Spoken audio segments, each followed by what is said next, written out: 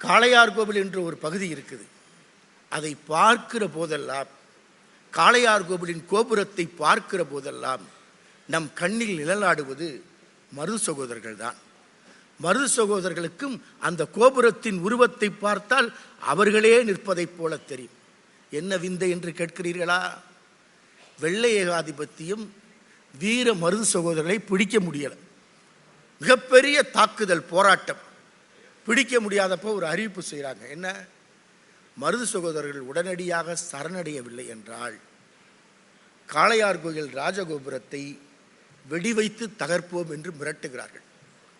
ஆட்சி போனதற்கு கவலைப்படாதவர்கள், அதிகாரம் பறிபோனதற்கு கவலைப்படாதவர்கள், கானகத்தில் விலங்கு வாழ்க்கை நடத்தியவர்கள் தங்கள் கோபுரத்தை இழக்க தயாராக இல்லை.